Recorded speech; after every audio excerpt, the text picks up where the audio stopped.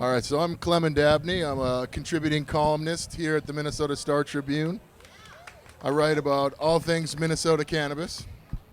Unfortunately, Jesse sends his condolences. He wasn't able to make it in today. We had a last-minute cancellation. He wasn't able to make it. But we've got two of, Minnesota cannabis's really important people. We've got Sam from the Dabbler Depot. We're going to talk about, and Mariesa from Legacy. We're going to talk about Minnesota cannabis events that are coming up. And both the Doobie Dabbler and the Legacy Cup are the two biggest cannabis events that happen in Minnesota. So we're really happy to have them here to stand in and take some questions and be interviewed today. Thank you. As the director of events and festivals, Mariesa and Sam, we'll one at a time. Can you tell us a little bit about yourselves and what it's like working in cannabis? Sure. Hi, my name is Mariesa. I'm one of the producers of the Legacy Cup. It's September 27th this year, and we're really looking forward to it. My background is in event production, hospitality, and tourism. So it's been really fun to create large format and small format cannabis experiences for the state of Minnesota, and really looking forward to letting you guys see Killer Mike, Warren G, and Afro Man, along with locals. Woohoo! Desdemona and Mariesa, Peter Parker, and DJ Nemo. Cool. Yeah, I'm Sam. I'm with all things Dabbler, most currently the Doobie Dabbler. My background is in event production and hospitality. It's been super cool to start up the Doobie Dabbler. This is our second year. It happens the first weekend of September, so the 5th and 6th at Seavers Farm in Shakopee. It's just been cool to create an event that celebrates the plant, celebrates cannabis, while also creating a big atmosphere for adjacent culture, whether it be entertainment or, farming and education and things like that. So we're really excited to be here. So last year, the Legacy Cup had Lunas, so I got 5 on it, and as well as Lupe Fiasco, some sesh tents, as well as the Doobie Dabbler had some wrestling, pumpkin shooting, motocross jumping. What's in store for the people this year? Well, this year, one of the main changes that we're going to have is that we're going to move all of the cultivation, information, and education stage to the backyard. We're going to call it the Grower's Garden. So people that are interested in not only licensed cultivation, but also home grow can go there to find all the needs that they have and meet some new companies that are coming into the market.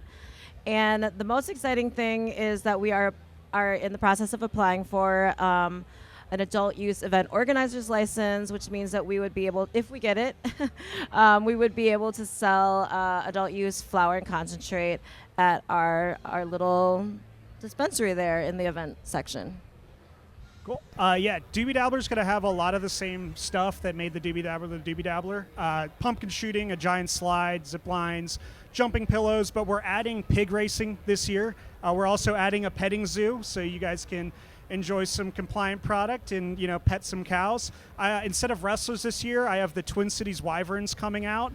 These guys dress up in replica medieval armor and fight each other full force for your entertainment. And then we have 20 local Minnesota bands that'll be performing on 2 stages, and then Boombox is going to be running an EDM kind of stage near the petting zoo for some good vibes. Hey, Clem, can I say, I forgot to mention that we're going to have the skate park again this year, car show. Of course, we'll have like a huge consumption area with Sesh Lounge, VIP, the Ganja Games, which will be in the Sesh Lounge this year. We'll be announcing the winners of the Legacy, the Cannabis Cup competition throughout the day. And those are the things I forgot to say. So for the people who are new that haven't been to the Doobie Dabbler or who haven't been to the Legacy Cup, can you tell us, what's the vibe there like, and where and when are the events and where they can get tickets? Okay, so we have 2 events. The main event is Saturday, September 27th at Surly Brewing, and that is the Music and Cannabis Festival. We also have the night before Industry Night, so if you're involved in the cannabis industry, that's from 5 to 9 as well in the backyard at Surly. What was the other question? Where can people get tickets? Oh, you can go to legacycupmn.com and click get tickets. Cool. Yeah, the Doobie Dabbler, we're calling it like the Great Green Get Together. It's very much a down-to-earth, Farmville kind of style cannabis festival where you can lay in the grass and, feel high and look at the sky, look at the clouds, giving you a chance just to be in nature while you imbibe a little bit. This is going to be the first weekend of September, right after Labor Day. We do Friday nights, going to be 4 to 9 p.m., then all day Saturday from 11 a.m. to 7 p.m. So there's a huge window for you guys to buy tickets and show up. And you can get tickets at doobiedabbler.com, right at the big button that says Get Tickets. We have general admission passes to VIP passes. All right, so here's a more fun question, less business focused, but of all the foods here at the Minnesota State Fair, which ones would you infuse to make the next best-selling product at the fair? Let's see. I'm a huge root beer fan. I love root beer, and if I could just get 1919 root beer with 10 milligrams in it, I would be so happy, so happy. I don't know. Maybe cheese curd dip.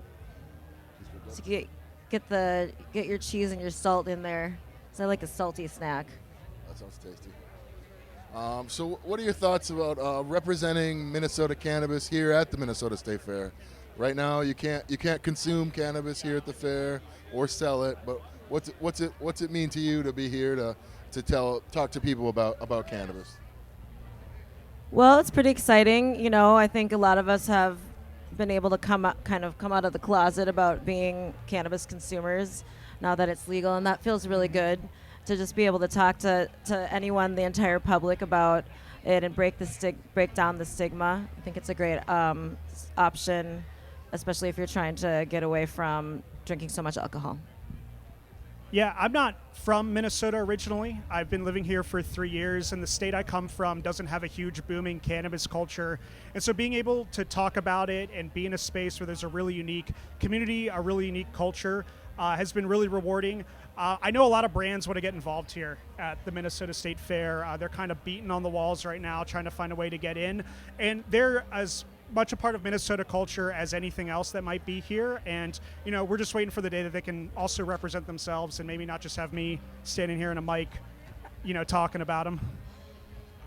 So if you guys could choose, any person, living or dead, to bring here, smoke a joint with, who would they be, and what food would you pair with that experience? Oh, jeez.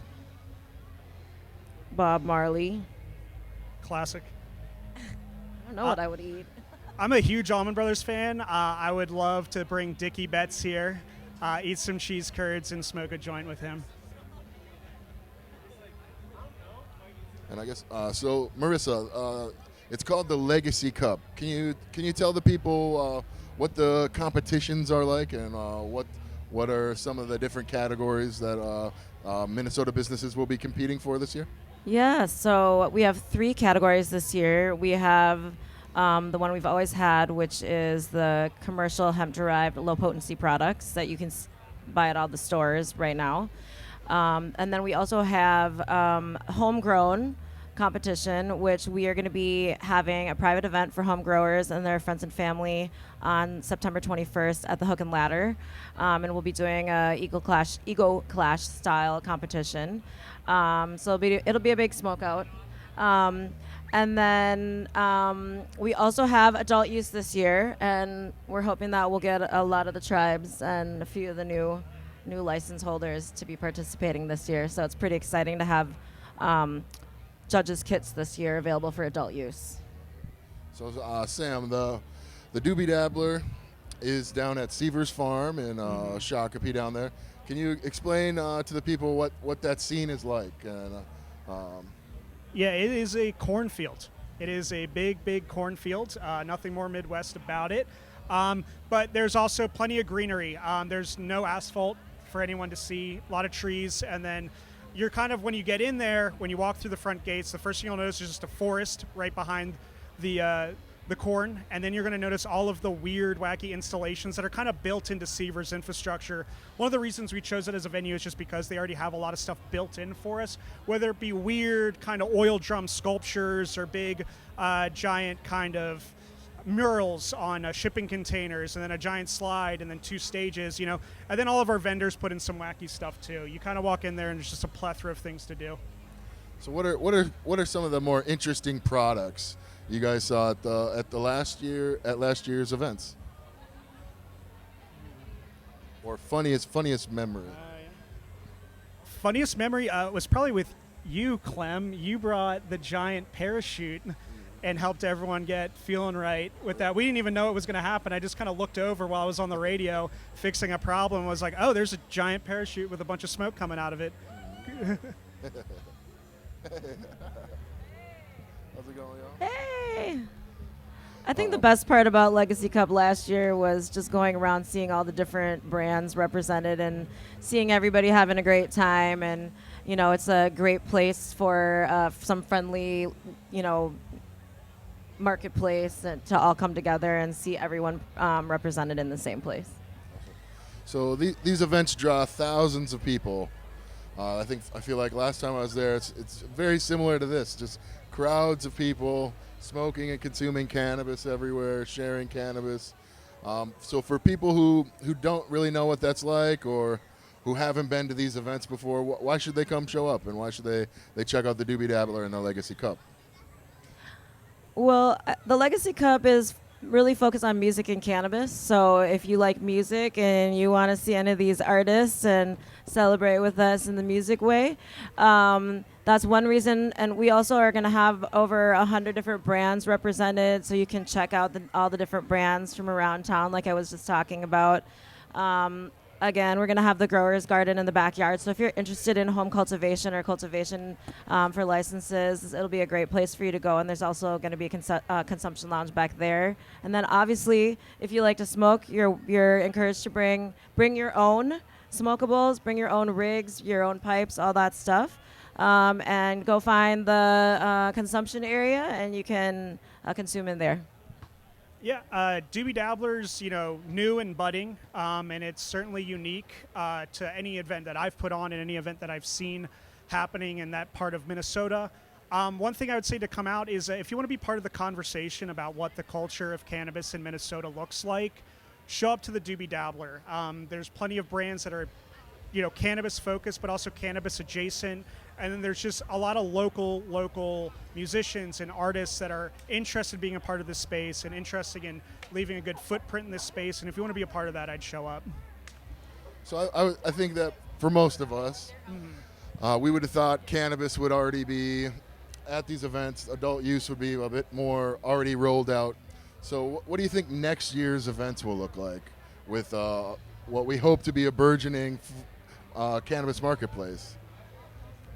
Well, one thing is that we'll have full judges kits next year, because we'll have all the cultivators with licenses will have product, and the manufacturers will be manufacturing, and then the retailers will have product in their stores. So we'll have a much larger adult use area. The competition will be full blown, and you'll be able to go to regular dispensaries and buy judges kits. And yeah, I think that's the most exciting thing that's going to happen next year. Yeah, I'm going to say mostly the same thing. A lot more brands will be able to participate. Some brands aren't able to participate in events like this year, as they're just in the process of applying for a license, or they're kind of treading water as they see where the market goes, and they're not really sure what direction. But I think after a year in full rec being out, we're going to see brands a little bit more confident to be in spaces like this and a little bit more ready to get there and show what they have. Yeah, and also we should have different businesses as well, like cannabis restaurants, cannabis bars, cannabis nightclubs, Great and those brands should be represented as well. So that'll be exciting. That's exciting. So can you describe for the people who don't use cannabis maybe here, what are some things that you use it for personally, or maybe your families use it for? I guess to destigmatize cannabis, it's not just this intoxicating drug that people often ascribe it to be. How would you normalize it if you were to explain it to this general audience here at the State Fair? I'll go. Well, I'm a mom, so in the last few years, it's been really nice to be open about my cannabis use. I do use it medicinally, mostly for focus, maybe for some anxiety, and also to help me sleep. And now that there's so many regulated products on the market, I've been able to find different products for different times of the day and different things that I'm trying to help myself with. But I think the most important thing when trying out cannabis for the first time is to understand what's on the labels. So do your research or ask your dispensary to explain what the labels say, so that you're not taking a nighttime thing during the day, or you're not overdosing yourself and then having a bad experience the first time. And also, I would say, don't mix alcohol with cannabis when you're first starting out. That's the most important thing. Yeah, I use it a lot for focus. I try to pinpoint the specific cannabinoid CBG, as it helps me. I mean, planning events, you're staring at a computer a lot, at spreadsheets, and so getting that focus is really nice for me. Also, like, I'm over a year sober now, and I just use cannabis. It's nice to go out with friends and not drink like seltzer water with a lime. It's nice to be able to get a cannabis beverage and, feel like I'm a part of it, while we're all sitting there having a social activity. Yeah, I actually quit drinking coffee about 3 months ago, and I've just been using sativa concentrate and for the focus and the just kind of like, get me up going, and it's been going really well with no crash in the afternoon, while also using CBG. So as Minnesota Marketplace is just getting off the ground, what do you think makes Minnesota unique in the cannabis landscape nationwide? Well, the main thing about the landscape, the national landscape, and how we're different is that we are able to smoke pretty much anywhere. I mean, depending on the city, but in general, we're able to smoke in many more areas of our city and state than most states are. We also are the adult use event organizer's license allows us to sell kind of like at pop-up events. Essentially, it's not as easy as that, but and that's different. And then also just being able to buy low dose or low potency products in the restaurants, in the liquor stores, and all the other places. That's also something that's new in the nation. And I think what's really special about the Minnesota market is how tight-knit we are as a business community. We're all out here expressing ourselves, doing something that we're excited about and interested in. And I feel like it really shows when you go to our events. You can tell there's a lot of love among us and some friendly competition, but I think we all try to support each other in what we're doing. Yeah, it's like the biggest small town ever. It was a bit of a culture shock when I moved out here. Yeah, I mean, the beverages and the low dose stuff really is different than other states I've been to. I mean, my parents in Baltimore love enjoying a low dose beverage, but they can't really get it in the same way that we can, like at a bar or like, a liquor store. That's a really different thing compared to it. But honestly, it is the culture around it. There's a certain entrepreneurial spirit that I'm seeing here in Minnesota. That's kind of like an all ships rise. We want to work hard so that it's Minnesota grown, Minnesota focused. That kind of state pride I don't really see as strong in other markets. Yeah, we're really community driven here, and I think that even the events of the last 5 years have really brought us together as a community, and we've seen how mutual aid has worked for us to keep us together and keep us going. And I think that it really shows in just people showing up for events and kind of like spending their dollars where they're supportive. Yeah, it's really cool. This is like an event central kind of area. Minnesotans love getting out and about and checking things out. And what's really cool is you can just talk to the people that are doing business, that are growing, and they are more than willing to share all the tips of the trade and get you involved. They want people to join this, and they want the stigma to erase. And so it's really cool. Just if you see that there's a cannabis event going on in, say, your neighborhood or your town, show up. The people at the booths want to talk to you. They really want to talk to you. So getting thousands of people together in one space and then adding the layer of cannabis policy, what have been some of the biggest challenges that you guys have faced hosting these events? A lot. Regulations.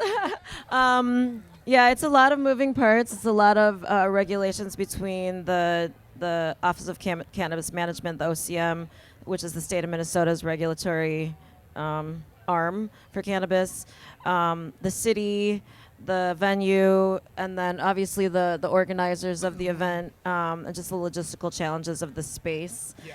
I think that you guys have more space than we do, so that's not as hard, but we're kind of filling it out in our space. But the best thing about throwing a cannabis event, where we are at Surly, but inside our gates there's no alcohol at the Legacy Cup. So there's just no fights, there's no problems, everyone's happy. We haven't had any violent issues at the Legacy Cup since we've started with consumption. Yeah, a lot of the same. I mean, you got to walk a lot of different avenues planning an event, whether it be insurance or regulation with the OCM. And it's certainly just navigating it, understanding the verbiage and the language can be a little hard just because it's all brand new to everyone involved. Trying to figure out the best way to do it. You want to stay compliant, don't want to break the rules, but you also don't want to jeopardize the integrity of your event and what people are looking for. One of the biggest challenges that I've seen is our age demographics for Doobie Dabbler are wide. We are seeing, it's a 21 plus event, so we're seeing 21-year-olds showing up, 30-year-olds, and then 40 plus, all in equal numbers. And so finding a way to make an event that caters to all of this. So like one of the ways is like I got a lot of jam bands now at the Doobie Dabbler. A lot of people playing old classic rock like the Doobie Brothers or Allman Brothers and stuff like a lot of brothers. And it's finding a way to do that. And then also it's a bit of a learning curve for newer vendors. With the market being brand new, newer brands are entering it all the time. Everyone wants to check out what cannabis is like. And with them being a new brand, they haven't done events before. So getting hip to load-in procedures, getting hip to, what to do in an installation, renting tents, staffing, working with vendors and making sure that they have what they need has been a little bit of a learning curve for us just with newer brands. What's your vision on the Minnesota cannabis industry over the next 10 years? Where do you hope it goes? What things do you think that you hope will change for the marketplace so that we can just have one of the most vibrant marketplaces in the country? Well, I really hope that we are able to maintain our Minnesota cannabis culture. I think it's special, and we try really hard, especially since in winter, we have to go outside to consume smokables, and we still try to maintain that. And I think it's kind of different in other parts of the country where you can just go out and smoke anytime. I hope to see, of course, my background is in tourism, so I really hope to see a vibrant tourist, not only like for national people to come in or international, but also local people to experience and kind of staycation and local tour all around our state, learning more about the creative and exciting and innovative businesses that people are starting right now and are going to start. Yeah, I want to see Minnesota brands across the country. I want to see a demand for Minnesota brands in other parts of the country where it might be legal now or hopefully brand new legal in 10 years down the line. I'd love to see, whether it be, Retro Bakery or something like that, those edibles being able for my parents to purchase out of Baltimore. I'd love to see that. I'd love to see Minnesota grown weed being shipped out to other states so that people can enjoy it and for us to make kind of a name for ourselves on, the national market. So we're about to open up to the questions to the audience. So are there anything else you would like the people to know today? I'm going to leave some flyers. Can I leave some flyers on I have to take off in a few minutes, but I'll leave them here on the stage. If you want to come and pick one up, take a couple, share them with your friends. Traditional media hasn't quite caught up with the consumer base yet here, so we really need your help in telling everybody about our events and letting them know where they can find tickets and how to get involved so that they can have the experience as well, and we can continue to have success and continue to do these events. Thank you. Yeah, Legacy Cup and Doobie Dabbler, a lot of work and love has gone into both of these events, so check them both out. They offer unique things, and they stand up in their own right. Legacy is well established and doing some really wonderful stuff. We're a budding event here at Doobie Dabbler, and we'd love to see new faces just like we're a new event. Cool. So if anybody has any questions, I guess you can come over here and we'll answer any questions that the audience has.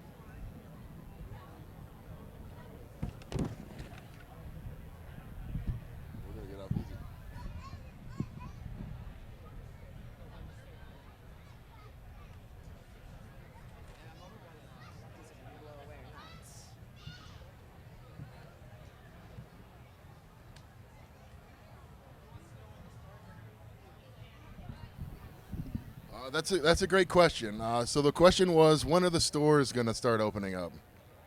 Like full rec adult use. So We would all love to know. yeah. I think that's still kind of unknown.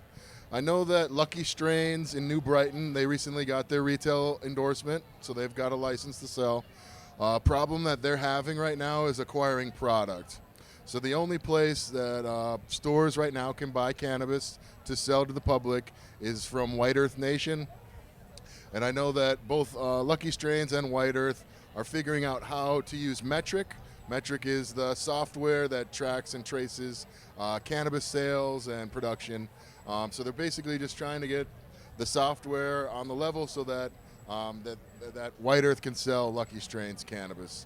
And right now, the Lucky Strain or White Earth is the only signed compact. So really, at this moment in time, they're the only game in town that can sell cannabis to retailers at the present moment. There's a few. I think there's been a few others that have been approved. I know one is Legacy Legacy Cannabis up in Duluth. They're also ready, and they're also waiting for the transfer of product. So hopefully very, very soon. Very soon. They'll start popping up little by little, and by spring, you're gonna have more than you could imagine.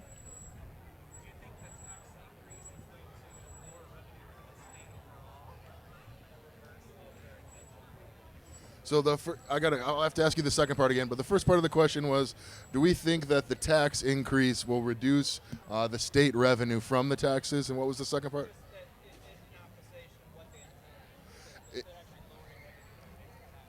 Yep. Do we think that the taxes increasing the taxes will lower revenue, basically? You mean kind of like the tax would act as almost like a deterrent from a sale for the average consumer? Yeah.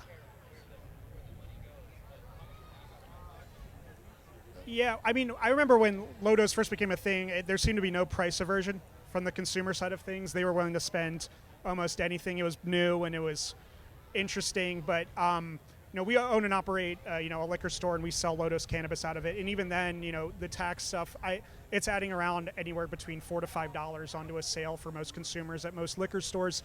And I am starting to notice a bit of an aversion on the consumer side of thing. I am seeing consumers feeling a bit frustrated. Could I say, would it deter people from buying full rec?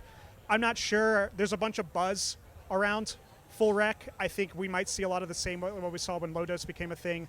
People are going to come out, they're going to buy a bunch, they're not going to have a whole lot of aversion to it. It's brand new, they want to get involved. And then I think once the market settles a little bit, we'll see a bit of a slowdown on consumption as people try to figure out, just their finances. I do think that, and I guess this is just my personal opinion, but I do think that the tax increase is going to affect the Minnesota market, but by driving more people back into the black market. So, I don't know how it will equal out with revenue, but, the low dose, that wasn't really available in the black market, so we don't have like balancing of markets to compare to, I think. Yeah, I would definitely agree with both Mariesa and Sam that 50% increase in some places like St. Paul, the tax can be almost 25%. Yeah. So if you spend $100 in a store, you're really spending $125. So I think that I would agree that I think that's going to push a lot of sales into the black market, because all of us cannabis consumers we already have to buy cannabis on the black market unless we're purchasing low dose hemp edibles Or growing. Or grow it at home, which I think Minnesota has one of the highest grow rates of anywhere in the country. It's about 25% of cannabis consumers in Minnesota grow their own cannabis at home. But I do think the increase in taxes will drive more people to continue to buy it from the black market. It's cheaper. Yeah. Sorry, Clemon, didn't mean to cut you off. But consumers are going to ask, what's a better deal? I'm already buying on the black market. What is the legal market doing for me that the black market isn't already doing? Do we have any more questions out there?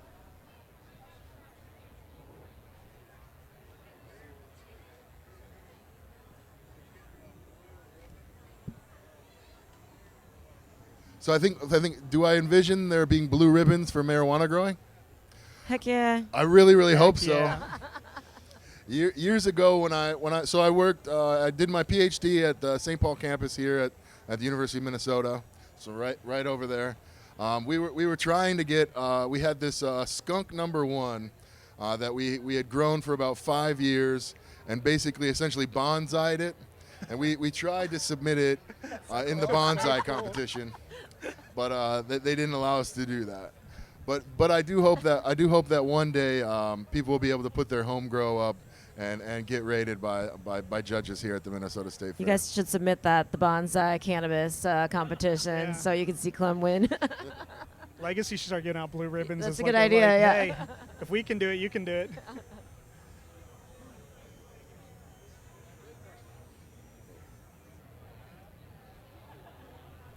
Anybody else got any questions?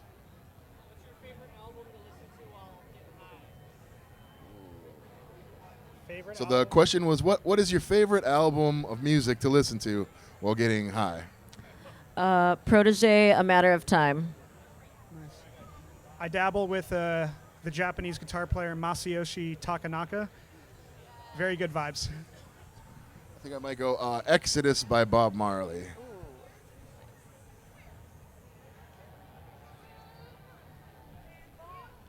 So I think, let's check the time. Yeah. We'll give a couple more minutes if anybody else has any more questions about. That might be think a so. growers association. So there was a question, is there a growers association here at the fair? I think there's a hemp one, right? Oh, yeah, maybe. Yeah. Yeah, I don't know. I don't know where it would be. Though. I think last year there was one. I think it was the Minnesota Hemp Growers Association, Yeah, that's true. and they were yeah. down kind of past all the ag implements. But if you want to reach the Minnesota Craft Cannabis Guild for home growers, the easiest way would be to look that up, Minnesota Craft Cannabis Guild, or go to Cannajoy in South Minneapolis and ask them, because that's kind of one of their home bases where they hold some events. That's Cannajoy in South Minneapolis. That's right. Yep. Or come to Legacy Cup and go to the Growers Garden, September 27th. Surly.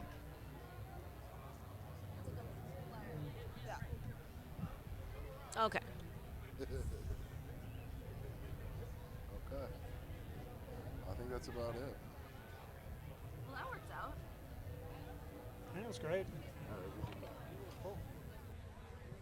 Should we say bye? Yeah. So, thank you, Mariesa, and thank you, Sam, for joining us today. And sorry for the folks who came to see Jesse, but I think we had a great panel and a great discussion today. And we'll probably stick around for a couple minutes if you have any one-on-one questions you want to ask us about either the Legacy Cup or the Dabbler or cannabis in Minnesota. Thank you so much. Yeah. Thank you so much.